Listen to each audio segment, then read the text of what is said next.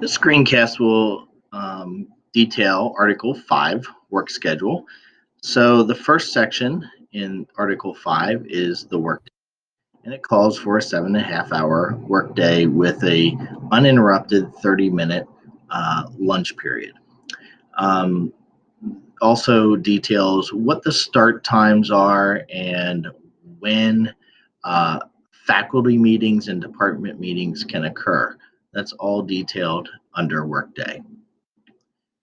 Under planning time, this section is broken up into secondary high school planning time, secondary middle school planning time, and elementary planning time. They are all very different because the work at all three levels is also very different as well as schedules.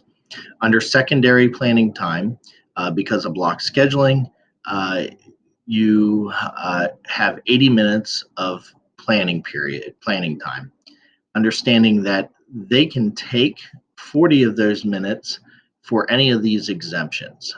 So 40 minutes of the planning time can be used for any of these exceptions here. And it's pretty detailed and pretty specific there as well. Under middle school planning time, this looks a little bit like elementary, but it's a little bit different. You are entitled to 5 uninterrupted planning periods per week for a minimum of 200 per 5-day 5-day week. Also understand that it also details that you have to have one planning period per day. So they can't give you all 200 minutes in one day. It has to be split up per day. Typically with the middle school schedule, there are 2 planning periods designated, and so that equals obviously more than 200 minutes. But one of those planning periods is almost always dictated by grade level or by building administrator as to what you should be doing.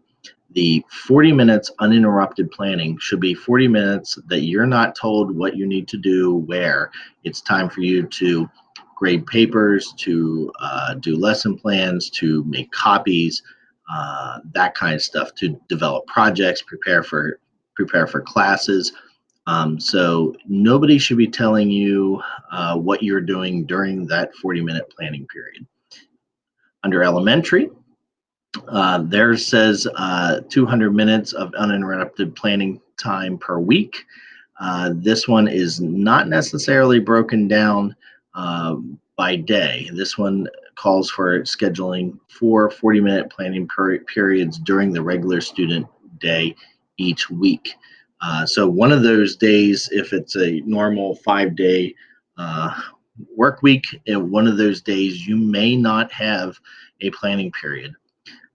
There is a little caveat here with this one, and elementary life skills, ILS, MDS, and ES teachers may have their 40-minute planning periods split into smaller blocks as mutually agreed upon by the teacher and the building administrator. So the teacher and the building administrator need to agree on a planning period.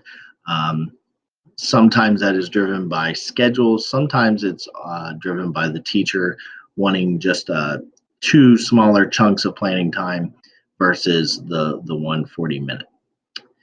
The next section is work year. At Big Spring, the students go 180 days, and teachers are or educators are required to put in 190 days. The next section here talks about technology training. I'll be honest, we are moving away from technology training, and probably with the next ratified contract, that language will most likely be gone, but it is currently still there.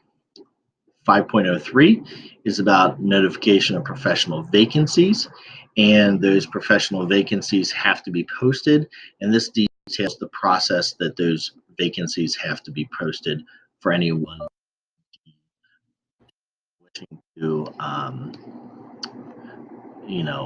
apply for one of the vacancies. By April 1st of each year, we as employees have to sign a letter of intent, and basically detail that we're not planning on retiring, or if you are planning on retiring, you must do it by that time. Or if you wish to change buildings or grade levels or subject areas, that is your opportunity to let the district office know.